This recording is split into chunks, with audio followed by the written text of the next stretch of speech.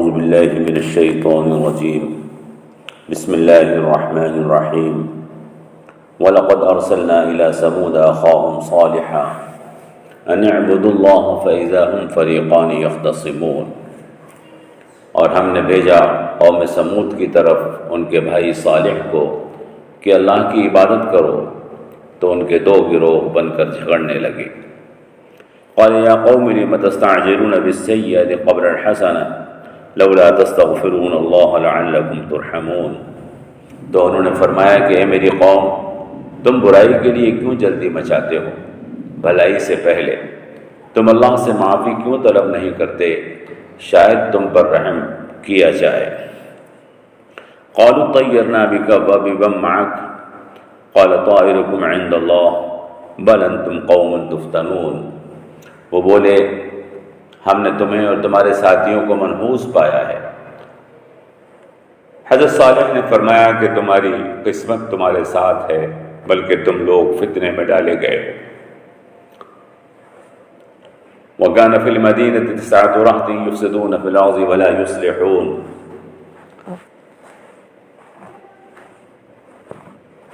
اور شہر میں نو سرداران کے گروہ تھے، اور شہر میں 9 سرداروں کے گروہ تھے جو زمین میں فساد پھیلاتے تھے اور اصلاح کا کام نہیں کرتے تھے۔ قالوا تقاسموا بالله لنبيتنه وأهله ثم لنقولن لوليه ما شهدنا مهلك أهله وإنا لصادقون، وہ بولے اور آپس میں قسم کھا کر عہد کرے کہ ہم اس کو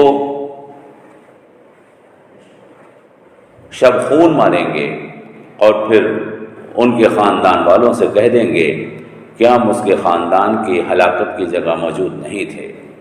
قالوا تقاسموا بالله لنبيتنه وأهله ثم لنقولن لوليه ما شهدنا مهلك أهله وإنا لصادقون، وہ بولے تم قسمیں کھاؤ اللہ کی، ہم ضرور بالضرور شب خون ماریں گے اس کو اور اس کے گھر والوں کو، پھر ہم کہہ دیں گے اس کے سرپرستوں سے کہ ہم اس کے ہلاک ہونے کی جگہ پر موجود نہیں تھے اور ہم تو سچے ہیں۔ وَمَكَرُوا مَكْرًا وَمَكَرْنَا مَكْرًا وَهُمْ لَا يَشْعُرُونَ، تو انہوں نے خفیہ چال چلی اور ہم نے بھی خاموشی سے ایک چال چلی اور ان کی اس کو خبر تک نہ تھی۔ فَانظُرْ كَيْفَ كَانَ عَاقِبَةُ مَكْرِهِمْ أَنَّا دَمَّرْنَاهُمْ وَقَوْمَهُمْ أَجْمَعِينَ، تو دیکھو ان کی خفیہ چال کا کیا حال ہوا، ہم نے ان کو تباہ کر کے رکھ دیا، ان کو اور ان کی پوری قوم کو۔ فَتِلْكَ بُيُوتُهُمْ خَاوِيَةً بِمَا ظَلَمُوا إِنَّ فِي ذَلِكَ لَآيَةً لِقَوْمٍ يَعْلَمُونَ وَأَنجَيْنَا الَّذِينَ آمَنُوا وَكَانُوا يَتَّقُونَ، تو وہ ان کے خالی گھر اور ویران بستیاں ہیں اس ظلم کی وجہ سے جو وہ کرتے تھے، بے شک اس میں نشانیاں ہیں ان لوگوں کے لیے جو علم والے ہیں، اور ہم نے بچا لیا یقین کرنے والوں کو اور وہ گناہ سے بچتے تھے۔ محترم احباب اور ہمشیرگان، قوم سمود عرب کی قدیم ترین اقوام میں سے دوسرے نمبر کی قوم ہے۔ پہلے نمبر پر قوم عاد ہے جو عرب میں مشہور اور معروف قوم ہے، اسی کا بقیہ قوم سمود ہے۔ نزول قرآن سے پہلے لوگ عام طور پر اس کے قصے سنایا کرتے تھے۔ عرب کی شاعری اور تاریخ میں ان اقوام کا بکثرت ذکر ملتا ہے۔ رومی تاریخ دانوں نے بھی جنہوں نے عرب کے دورے کیے ہیں اپنی کتابوں میں ان اقوام کا تذکرہ کیا ہے۔ اس قوم کا علاقہ سعودی عرب کا مغربی علاقہ ہے۔ اس علاقے کا ایک نام الحجر بھی ہے، قرآن کریم میں ان کو اصحاب الحجر بھی کہا گیا ہے۔ مورخین نے بتایا ہے کہ یہ علاقہ مدینے اور تبوک کے درمیان ہے، اس کو مدائن صالح بھی کہا جاتا ہے۔ قوم سمود کی عمارتیں آج بھی موجود ہیں جو پتھروں سے بنی ہوئی ہیں۔ پرانے زمانے کے بڑے شہروں میں یہ شہر شمار ہوتا ہوگا۔ نبی کریم صلی اللہ تعالی علیہ وسلم غزوہ تبوک تشریف لے جاتے ہوئے اس علاقے سے گزرے تھے اور مسلمانوں کو آپ نے نشانات عبرت دکھائے تھے۔ حضرت صالح علیہ السلام کی اونٹنی کا تذکرہ فرمایا تھا اور بتایا تھا کہ یہ وہ کنواں ہے جہاں حضرت صالح علیہ السلام کی اونٹنی پانی پیتی تھی۔ مسلمانوں سے آپ نے فرمایا تھا کہ یہ وہ درہ ہے جہاں سے اونٹنی آتی تھی۔ مسلمان علاقہ گھوم رہے تھے تو ان کو آپ نے جمع کر کے فرمایا تھا کہ یہ علاقہ ہے جہاں اللہ کا عذاب آیا تھا، اس کو سیر اور تفریح کی جگہ مت بناؤ، یہ مقام عبرت ہے، یہاں سے جلدی سے نکل جاؤ۔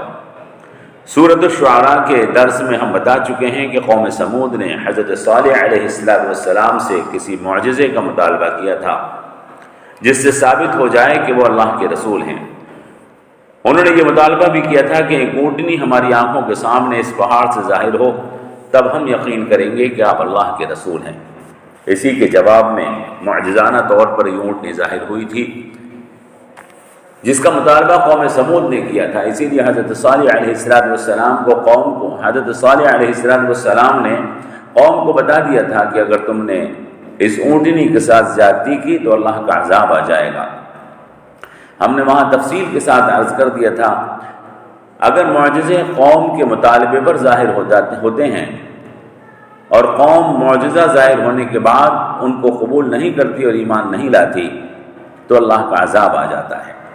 حضرت صالح علیہ السلام نے فرما دیا تھا یہ اونٹنی آزادانہ طور پر بستی میں گھومے گی، جہاں چاہے گی پانی پیے گی اور جہاں چاہے گی چارہ کھائے گی، اس پر کوئی روک ٹوک نہیں کرے گا، کیونکہ یہ اللہ کی اونٹنی ہے اور اس کو حق ہے کہ جو چاہے کھائے اور جو چاہے پیے۔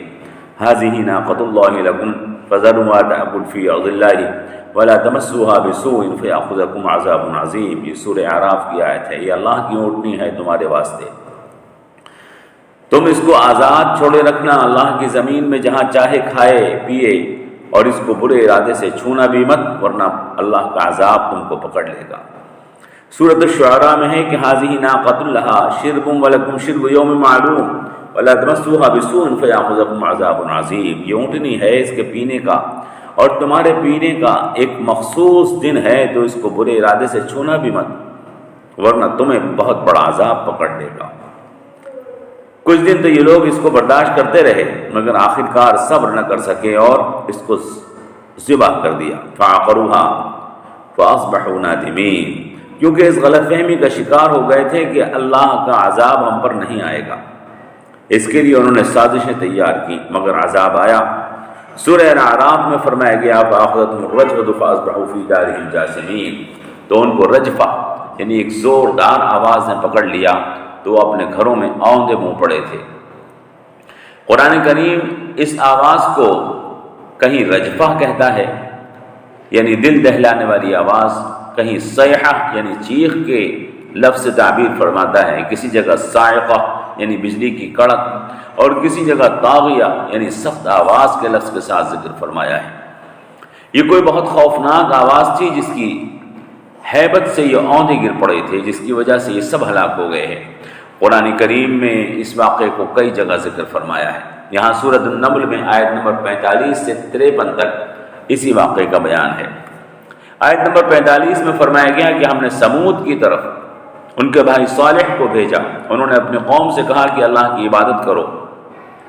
یہ بات کہنے کی وجہ سے قوم میں دو گروہ بن گئے، ایک گروہ وہ جو حضرت صالح کی اس بات کو ماننے سے انکار کر رہا تھا، اور دوسرا گروہ وہ جس نے حضرت صالح کی بات کو تسلیم کر کے ایک اللہ کی عبادت کرنے کا فیصلہ کر لیا تھا۔ وہ اپنے ہاتھوں سے بنائے ہوئے معبودوں کو اپنا معبود ماننے سے انکار کر رہے تھے۔ یہ دو گروہ دو الگ الگ عقیدوں کو ماننے لگے۔ پہلا گروہ وہ تھا جو مشرک تھا، بتوں کی پرستش کرتا تھا، اپنے معبودوں کو اپنے ہاتھوں سے تراشتا تھا اور پھر انہیں کے آگے ہاتھ پھیلا کر دعائیں مانگتا تھا۔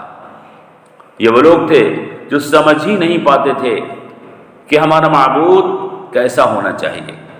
کیا مجبور اور بے بس خدا جو اپنے کپڑے خود بدل نہ سکے، اپنے اوپر پڑی گرد کو صاف نہ کر سکے، جو خود پیدا ہوا ہے اور جس کو انہوں نے خود بنایا ہے، جو اپنے آپ کو مرنے سے نہ بچا سکا، جو زندہ رہنے کے لیے کھانے پینے اور ہوا کا محتاج تھا، جس کا باپ بھی تھا ماں بھی تھی، کیا ایسا کوئی خدا ہو سکتا ہے؟ یہ گروہ اس بارے میں سوچتا بھی نہیں تھا کہ یہ تو مخلوق ہے، اس کو خالق کیسے مانا جا سکتا ہے؟ یہ تو مجبور ہے، اس کو مددگار کیسے مانا جا سکتا ہے؟ اور دوسرا گروہ وہ تھا جو ان سوالوں پر غور کرتا تھا اور اس نتیجے پر پہنچا تھا کہ ہمارا معبود ایسا نہیں ہو سکتا جو مجبور ہو، جو مجبور ہو وہ معبود نہیں ہو سکتا، جو مخلوق ہو وہ خدا نہیں ہو سکتا، جو زندہ رہنے میں، کھانے پینے اور ہوا کا سانس لینے میں محتاج ہو وہ معبود اور پوجیہ نہیں بنایا جا سکتا، جو پیدا ہو اور مر جائے اس کو خدا اور بھگوان نہیں کہہ سکتے۔ وہ جانتے تھے کہ یہ سب بیکار باتیں، بیکار کی باتیں ہیں، کہ مرنے کے بعد وہ بڑے خدا میں مل جاتا ہے، جیسے سمندر میں دریا مل جاتا ہے، وہ سب دنیا میں آتے ہیں اور چلے جاتے ہیں اور آتما پرماتما میں سما جاتی ہے۔ یہ سب بنائے ہوئے فلسفے ہیں، اس لیے بیکار ہیں۔ خدا کی مثال مخلوق سے نہیں دی جا سکتی۔ سمندر اور دریا تو مخلوق ہیں، ان کی مثال خدا سے نہیں دی جا سکتی۔ یہ مثال دنیا میں ایک بڑی جہالت ہے، اور جہالت کو جہالت سے ثابت نہیں کیا جا سکتا۔ اس طرح دو گروہ بن گئے تھے، ایک اللہ کا ماننے والا، اللہ کی عبادت کرنے والا جس نے پوری کائنات کو پیدا کیا ہے، دوسرا بتوں کو ماننے والا اور بتوں کی پرستش کرنے والا جو اپنے ہاتھوں کے بنائے ہوئے بتوں کی پرستش کرتا تھا۔ دونوں اپنی بات کو ٹھیک بتاتے اور آپس میں جھگڑنے لگے۔ یاد رکھیں، جب شرک کے پاس باطل خداؤں کے لیے کوئی دلیل نہیں ہوتی تو وہ غصے اور جھنجھلاہٹ کا شکار ہو جاتا ہے اور توحید والوں پر تشدد اور حملے کرنے لگتا ہے۔ ہر دور میں مشرکوں نے ایسا ہی کیا ہے، قوم سمود نے بھی ایسا ہی کیا، اور انکار اور تشدد کے ساتھ اللہ والوں کے خلاف سازشیں کرنے لگے۔ حق پرست صبر و تحمل سے مقابلہ کرتے رہے۔ مشرکوں کے پاس ایک آخری بات اور ہوتی ہے جس کو وہ اپنی بڑی دلیل سمجھتے ہیں۔ وہ توحید پرستوں سے کہتے ہیں کہ تم کہتے ہو کہ ہمارے خدا مجبور اور کمزور ہیں اور تمہارا خدا طاقتور اور زبردست ہے، تو پھر ایسا کرو، اپنے خدا سے کہو وہ عذاب لائے اور ہمیں ہلاک کر دے۔ اللہ تبارک و تعالی نے ان آیات میں ان کی ان جاہلانہ باتوں کا جواب دیا ہے۔ آیت نمبر 46 میں فرمایا، اے پیغمبر آپ ان سے کہہ دیجئے تم برائی کے لیے کیوں جلدی مچاتے ہو؟ اچھائی سے پہلے اگر تمہارے پاس شرک کے ثبوت کی کوئی دلیل نہیں ہے تو پھر ہونا تو یہ چاہیے کہ تم اللہ سے استغفار کرتے، آج تک جو غلط کام تم کرتے رہے اور غلط راستوں پر بھٹکتے رہے اس کے لیے معافی مانگتے تاکہ تمہارے اوپر رحم کیا جاتا، بجائے اس کے تم یوں کہتے ہو کہ اگر تم سچے ہو تو ہم ایمان لے آئیں، اب ہمارے رب سے کہو کہ وہ ہمارے اوپر مہربانی فرمائے، بجائے اس کے کہ تم یوں کہتے کہ اگر تم سچے ہو تو ہم تمہاری بات پر ایمان لے آئے، ہمارے رب سے کہو کہ وہ ہمارے پر مہربانی کرے، تم یہ کہتے ہو کہ اپنے رب سے کہو کہ وہ تمہارے اوپر عذاب نازل کرے۔ یاد رکھیے، اللہ کے رسول قوموں پر عذاب نازل کروانے نہیں آتے، بلکہ وہ قوموں پر اللہ کی رحمت کے نزول اور مہربانی کو نازل کروانے کے لیے آتے ہیں۔ خدا کے رسول قوموں کو ہلاک کرنے نہیں آتے، بلکہ خدا کے رسول قوموں کو ہدایت دینے کے لیے آتے ہیں۔ یہ نادان لوگ یہ سمجھتے ہیں کہ خدا کا رسول عذاب لانے کے لیے آتا ہے، یہ غلط ہے۔ اللہ تمہارے عزائم کو ناکام بنا دے گا اور رسول کو جو اللہ کی رحمت ہے قوم کے لیے زحمت نہیں بنائے گا۔ مشرکین کہتے ہیں تم نبی کو رحمت بتاتے ہو، حالانکہ ان کا آنا ہمارے لیے نحوست کا سبب بن گیا ہے۔ کیا تم دیکھتے نہیں ہم پہلے ایک قوم تھے، تمہارے آنے سے ہماری قوم میں پھوٹ پڑ گئی، پہلے ہمارا ایک مذہب تھا، ایک طریقہ تھا، تمہاری وجہ سے ہماری قوم میں تفرقہ پیدا ہو گیا، بھائی بھائی کا مخالف بن گیا، ہمارا اتحاد اور اتفاق پارا پارا ہو گیا، تم نے آ کر نئی بات شروع کی ہے، ہماری قوم میں اختلاف پیدا کیا ہے، اختلاف کی یہ نحوست ہماری قوم میں تمہاری وجہ سے آئی ہے۔ قالوا طیرنا بک وبمن معک، بولے ہم تو تیرے اور تیرے ساتھیوں کی وجہ سے نحوست کا اور بدقسمتی کا شکار بن گئے ہیں۔ تب حضرت صالح نے ارشاد فرمایا تمہاری اصل نحوست تمہارے اپنے ساتھ ہے، بات وہ نہیں جو تم کہہ رہے ہو، بلکہ بات یہ ہے کہ پہلے تم گمراہی پر تھے، کوئی بتانے والا نہیں تھا کہ تم غلط کر رہے ہو، اب میں نے تمہیں سچی بات سمجھائی ہے تو جو سمجھدار تھے انہوں نے اس بات کو قبول کر لیا، اور جو بدقسمت اور منحوس تھے وہ اپنی بدقسمتی اور گمراہی پر باقی رہے۔ پہلے صرف گمراہی اور جھوٹ تھا، اب جھوٹ کے ساتھ میں سچ بھی لے آیا ہوں۔ جن لوگوں میں سچ کو سمجھنے اور سچائی کو قبول کرنے کی صلاحیت ہے وہ گمراہی اور ضلالت کو چھوڑ کر حق کو قبول کر لیں گے، اور جو لوگ سچ اور حق کو پہچاننے کی کوشش نہیں کریں گے ان کی نحوست ان کو گھیرے رہے گی۔ تم اللہ کے نزدیک نحوست تو تمہارے اپنے پاس ہے جس میں تم غرق ہو چکے ہو، جو تمہارا پیچھا نہیں چھوڑ رہی ہے۔ تم اس بات پر غور تو کرو کہ دو گروہ بن گئے، اس بات پر غور کیوں نہیں کرتے کہ وہ کون سی ایسی بات ہے جو سچ ہے؟ ان دونوں گروہوں میں کون ہے جو حق بات کہہ رہا ہے اور کون ہے جو غلط کہہ رہا ہے؟ محترم حضرات، یہ ٹھیک وہی حالات تھے جیسا کہ مکہ مکرمہ میں خود نبی کریم صلی اللہ تعالی علیہ وسلم کے ساتھ پیش آئے تھے۔ جب ان کے پاس شرک کے حق میں کوئی دلیل نہیں تھی تو انہوں نے بھی یہی کہنا شروع کر دیا تھا کہ اگر تم سچے ہو تو ہمارے اوپر عذاب لے آؤ۔ کافروں کے پاس اپنے مشرکانہ عقائد اور باطل معبودوں کے لیے کوئی دلیل نہیں ہوتی۔ جب وہ توحید کے مضبوط دلیلوں کے جواب میں کوئی بات نہیں کہہ پاتے تو پھر یا تو وہ تشدد اور ظلم پر آمادہ ہو جاتے ہیں اور توحید پرستوں کو ظلم و زیادتی کا نشانہ بنانے لگتے ہیں، یا پھر مشرکانہ قوم پرستی اور علاقائی تہذیب پرستی کی آڑ لیتے ہیں، یا پھر اللہ سے عذاب کا مطالبہ کرنے لگتے ہیں اور اپنی دانش میں یہ ثابت کرتے ہیں کہ ان کے مخلوق اور مجبور اور بے بس معبود اور اللہ جو پوری کائنات کا رب ہے دونوں برابر ہیں۔ قرآن کریم نے ان کے دلائل کا جواب دیا ہے۔ قال طائرکم عند اللہ بل انتم قوم تفتنون۔ حضرت صالح نے فرمایا اللہ کے نزدیک تمہاری نحوست تو تمہارے ہی پاس ہے، بلکہ تم وہ قوم ہو جس کو فتنوں میں مبتلا کر دیا گیا ہے۔ یعنی یہ باتیں جو تم کر رہے ہو دراصل بدقسمتی یہی ہے جس کی وجہ سے تم حق اور سچائی سے محروم ہو اور خیالی خداؤں کی غلامی کا شکار بن گئے ہو۔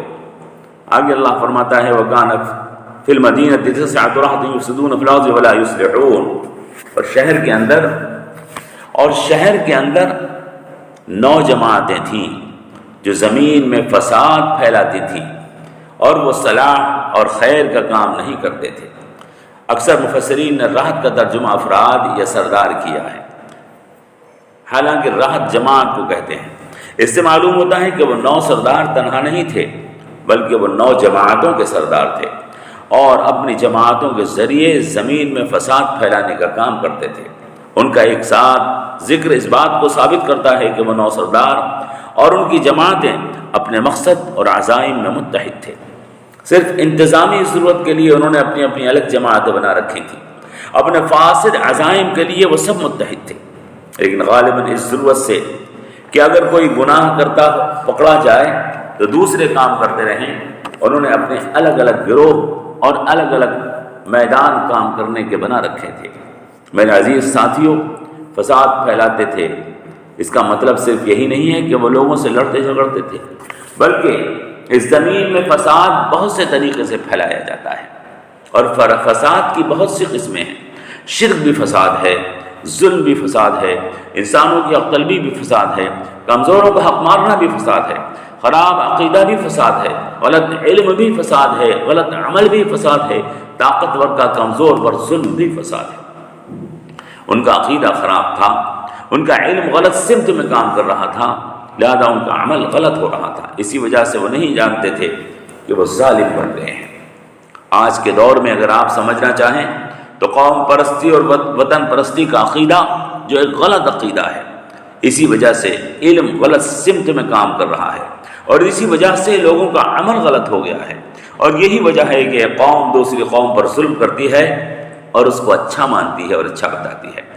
آج میڈیا بڑے فخر سے چیخ کر کہتی ہے کہ ہم نے فلاں قوم کے اتنے لوگوں کو مار دیا ہے، حالانکہ آپ جانتے ہیں کہ قتل گناہ ہے، ظلم گناہ ہے، چاہے وہ اپنی قوم کے فرد کا ہو یا دوسری قوم کے فرد کا۔ ظلم کو اپنی قوم اور دوسری قوم کے خانوں میں بانٹ کر اچھا اور برا بنا دیا گیا ہے، حالانکہ ظلم تو ظلم ہوتا ہے چاہے وہ کسی پر ہو۔